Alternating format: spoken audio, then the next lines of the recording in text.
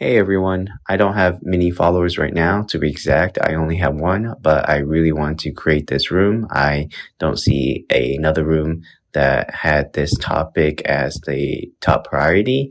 And also I want to experience what it was like moderating a room myself. So here it is. So the thesis of this room is that technology is upstream of all of human prosperity. If you look at things such as energy, sanitation, agriculture, modern medicine, engines, and the internet, these are all examples of technologies that have substantially increased our quality of living. And for future prosperity, future progress, most people think of things such as social justice or government reform. These things might have their place in time, but it's all enabled by technology. So for huge amount of progress and prosperity to be gained, we need more innovation in technology. Hi, I'll bite. Nice room. I think the tech innovation gives rise to moral innovation, and moral innovation also gives rise to tech innovation. It's a spiral or a feedback loop. How do we know this? Well, if you look at chimps, they have tools, they have technology, but they don't have the morality that we've developed, which is really based on consciousness, that we can have this sort of understanding that others, empathy, I guess it is, we know ourselves, we know others are like ourselves, and then we know that if we did something to them, what it would feel like to them, how they would experience it. So that empathy, that consciousness arises, I believe, from technical innovation, because without having sufficient calories, without having the ability to survive and ponder and, think about things and try things out and iterate, we would not have developed this moral consciousness. And then if you think about it from that point of view, where technology evolves is where there's freedom. And if you don't have freedom to experiment, to iterate, to tinker, to try, to rebuke dogma, to introduce new ideas, to persuade others with your better version of the world, your better mousetrap. So where there is no freedom, where there's authoritarian regimes, that's, there's no moral innovation, right? Because they'll just round up people and kill them because they threaten their power. And therefore there's no technical innovation. So what I fear most about the current state of the world is that we're devolving into these power structures that have all the benefits of all the technical innovation that freedom is allowed. They pay tribute to or lip service to the moral innovations. And that's the sort of woke cancel culture. Oh, we got to protect everybody. But in fact, what they're doing is destroying the freedom that gives rise to technical innovation, which means we'll never get out of this current stage or substrate, which if you compare where we are now and say, well, what if this is like where the chimps were, where they couldn't empathize, they had no consciousness. And what if what we're blocking or failing to unlock is the next level, the next substrate of another breakthrough in moral innovation that will be enabled by tech innovation, which can only come about through freedom. So it's a little scary. And so it's everybody's, I think, anybody who understands this, first obligation to expand the amount of technical innovation that occurs, whether that's through founder formation. Hey, you can be a founder. You can do a startup. You can invent something new. And that's, science are founders. I think scientists are founders, creators, entrepreneurs. Anybody who's innovating is a founder. Then startup formation. Hey, everybody come around here. Let's do this thing. We're going to solve this problem with this new way of doing things. That's super important for moral innovation and tech innovation.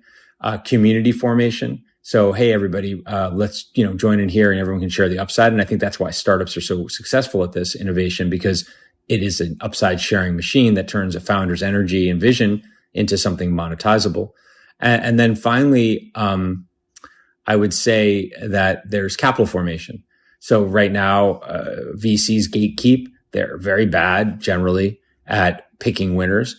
And how many founders have died because VCs didn't, like the way they looked or talked, or they didn't remind them of somebody that, they had previously thought of as smart, or Mark Zuckerberg or Travis Kalanick. How many founders have just given up? How many startups have never been built? How many startups have failed because VCs are gatekeeping the capital? It's an interesting thought exercise. Thanks for starting the room. Hey, Timothy. Thanks for starting this room. I think it is absolutely interesting and will be well received on this platform. And I love the concept, technology equals prosperity, because it's completely true. If you think about it, humans are kind of problem-solving machines, and technology allows us to take a problem, solve it, and leave it in the past to focus on interesting problems in the future. So tools like the first person to strap a rock to a stick kind of created one of the first versions of technology and used that to be able to create shelter better than before, create fire better than before. And this allowed them to think about new interesting problems like, okay, now we have a house made out of logs that we can store our wheat bushels in or whatever, right? And then downstream, we end up with computers. And the fact that technology was created initially allows us to think about problems like social justice in the first place. And Parsa, I can sense a lot of brilliant high-level ideas in what you said there. But just for the sake of discussion, to single out something interesting that I want you to clarify, you brought up the concern of power structures evolving in a certain way to suppress technological innovation. I'm wondering how exactly you think that's happening, because if you ask me, in my optimistic point of view, I think technology does give the power for large entities to take advantage of the individual and suppress the best interest of society by suppressing technological innovation. I see that, but I also see the same technology putting the power in the hands of the individual to say, you know what, screw you, higher powers who are trying to control us. We can create a decentralized internet. We can use 3D printers to create whatever machines we want. And as time goes on, the individual will have so much more power than the power structures trying to take away that control. I'm not concerned at all. Matt, I love your optimism. I think examples of what I'm talking about, it's rife in today's news headlines even. So you have Bitcoin, which is a great technological innovation, a decentralized ledger, an alternative to centralized central bank money. But now you have bans on Bitcoin by the power structures that feel threatened by that. You have the internet, which connects everybody to everybody, but then you have China erecting a firewall. You have biological innovations, tech innovations like CRISPR and like Cas9, which allows you to edit genes, but the ability to get labs funded and do experimentation that actually could further humanity in a much more decentralized, rapid way is all centralized. The NIH provides all the grants, and they will only fund people that are aligned with them. Furthermore, any time that anything threatens power structures, you see the power structure fight back with misinformation, censorship, etc. And we used to have this free information on the internet, and then it became censored. You couldn't get information about the bullshit that COVID was, and the vax and the masks and all that. So I guess that's what I'm referring to, that centralized power tends to exploit technological innovation, and in the name of moral innovation that comes from technological innovation, it then represses the freedom that leads to tech innovation. And I think that's the danger, that we are trapped in a gravity well of centralized power. Yeah, absolutely. These are serious barriers to innovation that exist today, and it's really important to talk about them. So I appreciate that. I didn't mean to disregard or make it seem like it's easy to fix them. I'm more optimistic because given enough time, I think the power of the internet and programming and technology gives people the power to push back and create drop-in replacements for these things that we relied on, such as the news. Because honestly, right now, I don't trust centralized news at all anymore because of the reasons you just identified. But there's nothing stopping one individual from creating some decentralized Ethereum app which ranks news a lot more fairly, and then the free market decides to trust that. So I actually think that the centralized power is kind of squeezing us as individuals, kind of brings out that human ingenuity.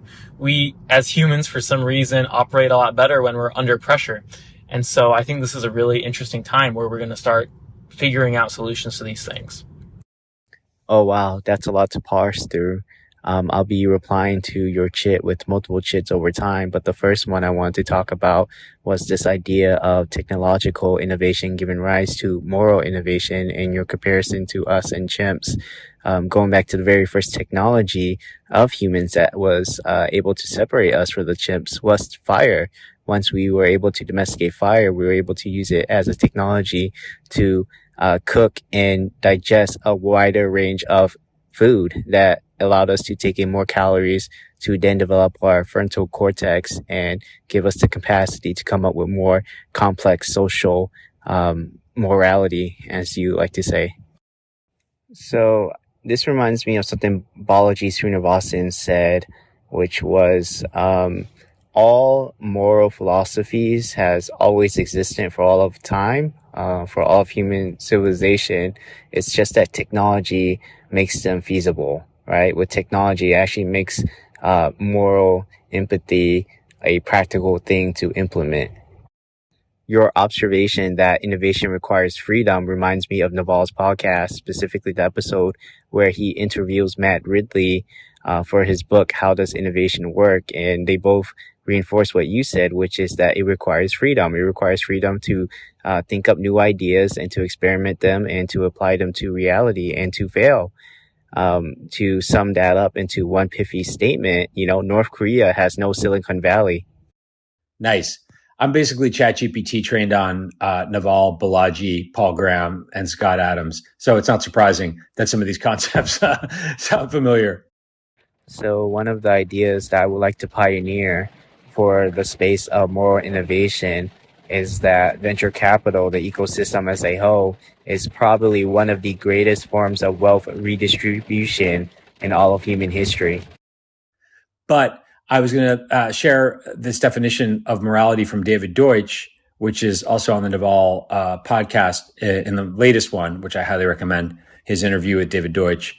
And it comes in two pieces. And the previous one with Brett Hall is also really good. All Brett Hall stuff is really good. Really, really profoundly good. Morality is a system of error correction. Morality is a system of error correction. Now that's interesting, right? Because even chimps have systems of error correction. And so they have a very low level morality. So if you map that, and I haven't done this, I'm doing this on the fly, but if you map it to what is the morality of a chimp, might makes right?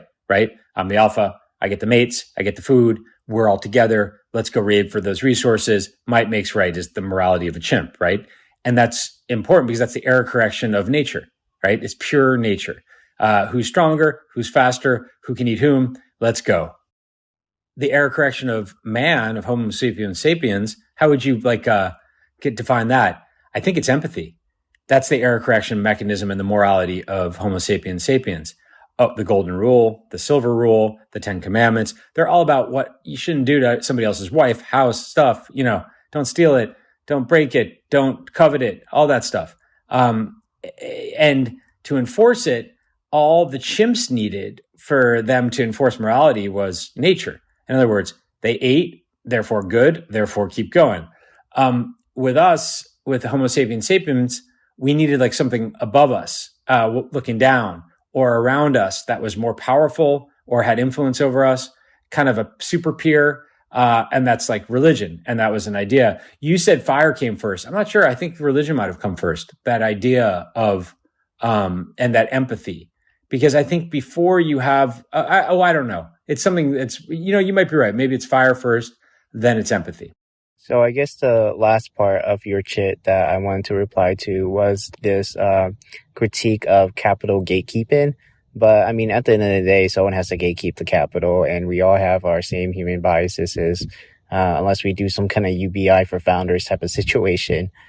With that being said, though, I would argue if the founders are smart enough, they work hard enough, they work long enough, they will have some sort of product market fit that is able to represent that they are competent and do deserve the capital. Well, deserve might not be the right word, but merit the capital that any VC with a good head on their shoulders would be more than happy to give to them, because at the end of the day, it's their job. They want to give up capital in return for an ROI from these founders.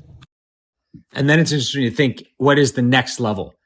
If we evolve more technology, which gives us insights into other dimensions, which is the next level, right? Because we know from Deutschian, Everettian many worlds, and David Deutsch's interpretation of the double slit experiment, which is very persuasive if you read Fabric of Reality or The Beginning of Infinity. And so we know there's other dimensions. We just have no way of describing them, measuring them. We have no math for them. We have no concept of where they lie, how we access them.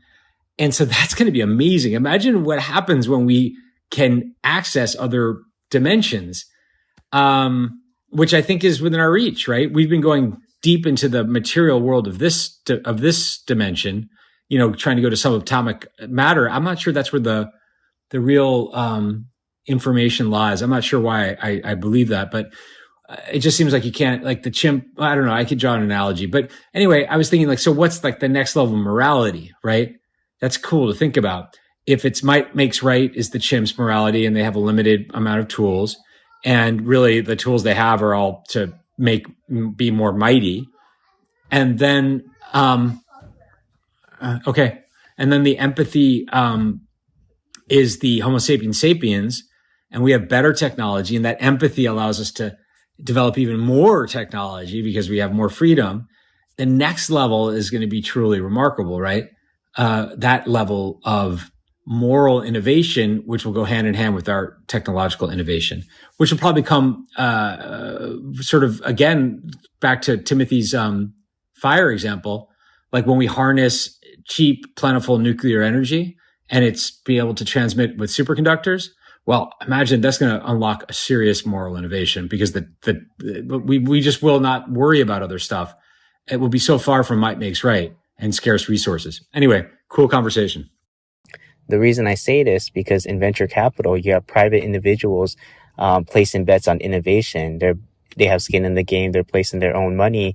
And if they win, they get the upside, rightfully so. But we all get the upside. All of human society and civilization gets the upside from this innovation. And then if they lose the bet goes bad, they lose their money. That's perfectly fine, because it's their own private money that they have the freedom to do what they want with. Versus when the government makes these bets, if they win, they usually overpaid 10x, 100x, 1000x what a private VC would have paid to get the same results. And if they lose, the burden is on all of us, the taxpayers.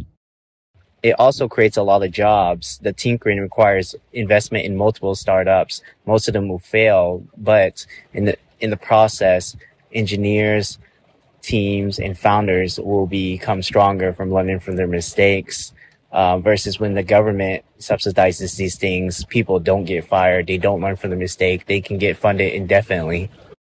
This reminds me of a TED Talk by Kevin Kelly, one of the founders of Wired magazines, I believe, where he talks about there are problems. We solve those problems, but our solutions create new problems. But it would be an endless upward positive spiral of solving problems. Kind of reminds me of the beginning of Affinity, where there are an infinite set of problems, while at the same time an infinite set of solutions. And in the meanwhile, we are ever becoming more and more prosperous.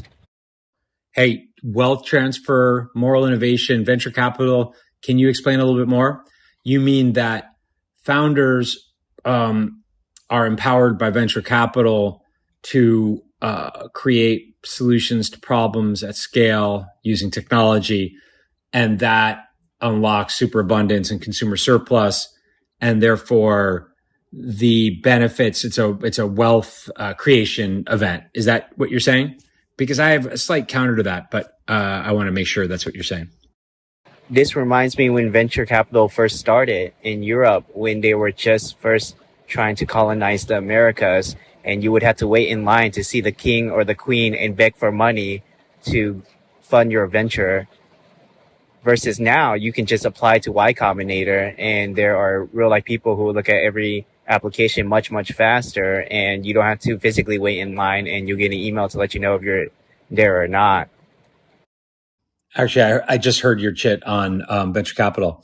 I would just say that, yes, great innovation, but it's not their money, it's LP's money. And it's not even the LP's money. It's usually people that have worked at shitty jobs their whole lives and had, saved up in a pension.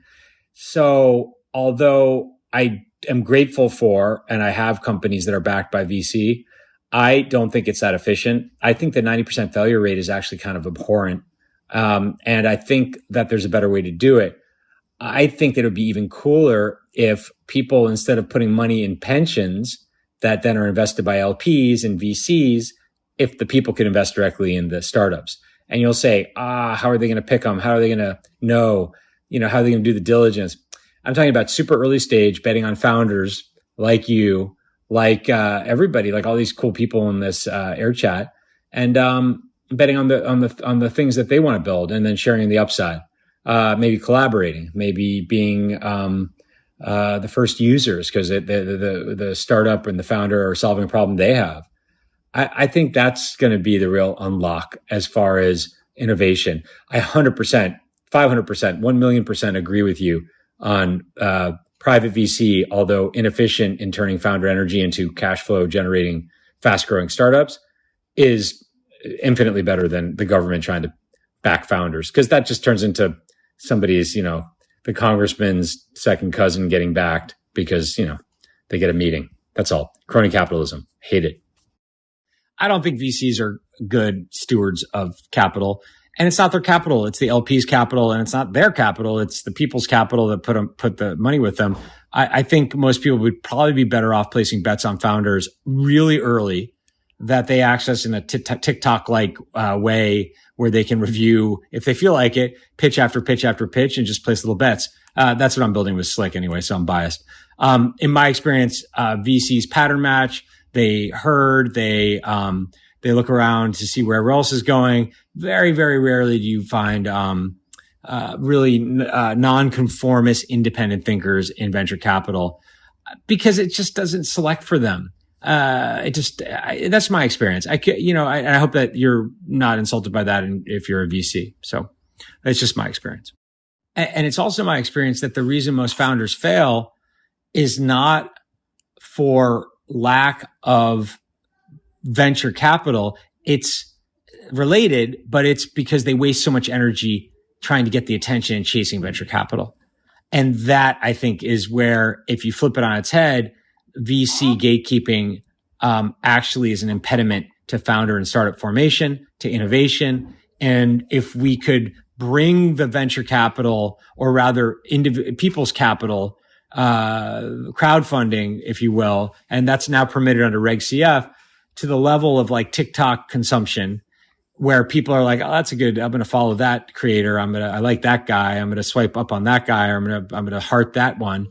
And honestly, I think that would do on a massive level what YC has done to founder, startup, community, and capital formation. It would take it to the level of TikTok. And I think that that's the big opportunity. Because if we don't 10x, 100x founder formation, startups, all that, I think we're screwed rather, because the gravity of these centralized institutions that have made so much out of our tech innovation and are now pretending to have quote unquote moral innovation, they're mega empathy for us. Like, please let us tell you how to live, put on the mask, get the jab. I think we have to escape the gravity of our previous success, is one way of putting it. All right, I gotta get this baby to bed.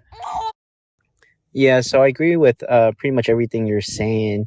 It reminds me of a startup called WeFunder, where it's pretty much crowd-funded angel investing, where you can you and a crowd of other people can invest at the very early pre-seed stage. With that being said, though, I feel like it would be similar to the struggles the cryptocurrency industry has, where lots of people are gonna buy lottery tickets, hope to get rich, and when they lose lots of money, they're gonna bitch, moan, and complain, and ask their local senators and congressmen to ban this. How could you let me lose money? How could you let me do this? I got scammed. You're supposed to be here to protect me. I'm also worried about turning startup investing into a popularity contest. As we know, being popular and having merit is two very different things. Also, you become captive to groupthink. You become captive to the mob. With that being said, to your point, it would be very nice to decentralize venture capital. People just have to accept that they're going to place bets and lose, and they just can't bitch and complain and moan about it and accept the losses. Talking about power makes me think of violence. And whenever you try to enforce via violence, whenever you punch someone, they're prone to punch you back. So violence isn't always the most ideal situations. It was just for the longest time that was the requirement to force cooperation, versus now technology enables win-win situations where you much rather prefer that than using violence. Not only that, but like you were saying, technology empowers the individual, even the use of violence for the individual. So, you have a bigger disincentive to use violence to enforce cooperation.